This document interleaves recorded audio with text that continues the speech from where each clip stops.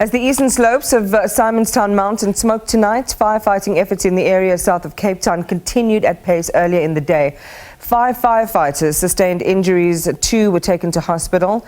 City of Cape Town Fire and Emergency spokesperson Jermaine Carelse joins us now. Jermaine, good evening to you and welcome.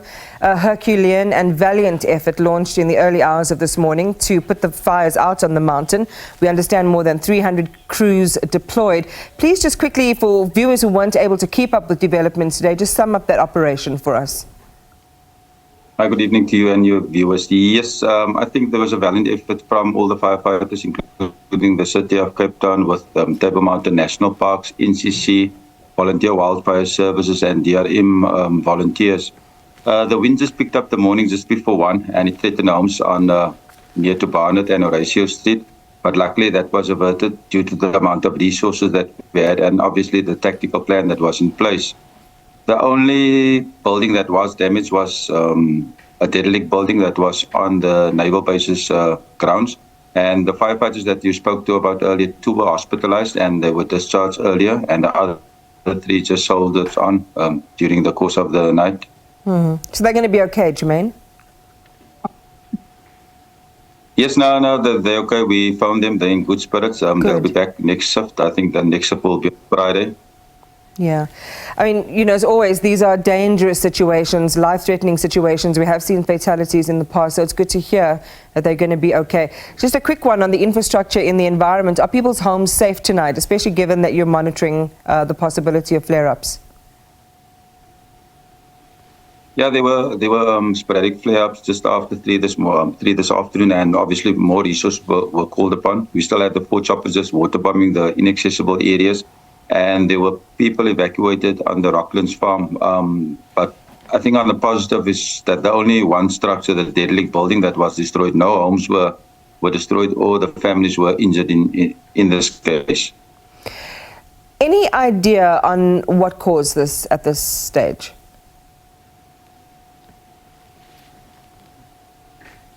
I think that investigate and then we can have a clear understanding as to where the origin of the fire was and then track our way back. All right, sorry, I missed the first part because it buffered, but just repeat.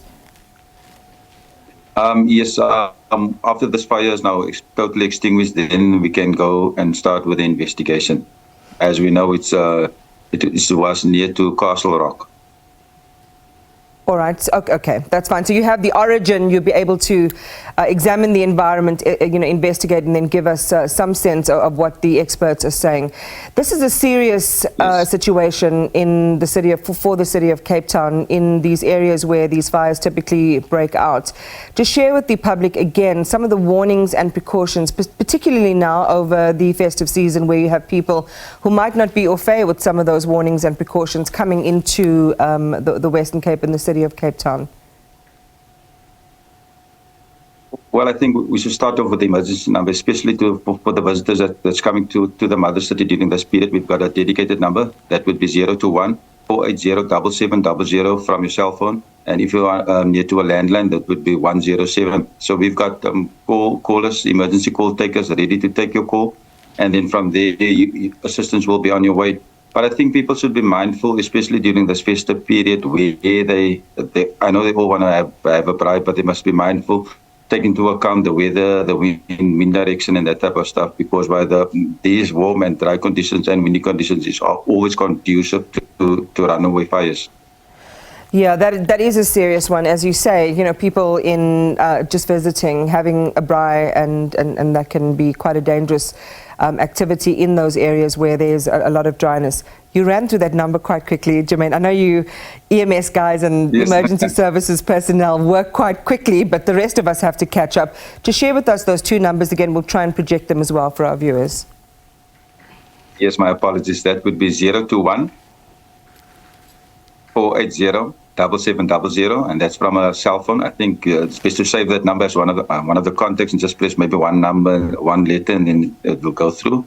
And then 107 from a landline. I think it's always because people that come into the city or into the mother city, and something happens, they don't know who to call. Yeah. They maybe call 112, but that time delay, that's always a factor in getting the emergency response to where the incident is. So if you know the number that the city has provided, help will be on the way in minutes for you. Well, let's just quickly talk about that before I let you go. There's a risk in all of these environments for this type of event to happen. So what is the operational plan? I mean, how are you managing these, various assets? Yes, obviously we've got 32 fire stations within the boundaries of the city of Cape Town, and on any given day we've got approximately 240 to 250 staff that works there for a 24-hour basis. The firefighter starts in the morning at 9 and run a 24-hour shift till 9 the next morning. And we've got multiple resources from fire engines, water tankers, rescue vehicles, specialized equipment. So the city has invested a lot within the fire service itself. So there's never a time that you don't have someone that will assist you in time of need. Well, it's good to know the number and that they're fully operational. Jermaine, thank you very much for talking to us tonight. Jermaine Carelse is the spokesperson for the City of Cape Town Fire and Emergency Services. I want to repeat that number. Hopefully we can share it again a little bit later. 021 480 7700. And if you're calling from a landline, 107. As he mentioned, time is a critical factor in situations like this. So as soon as you see something, say something.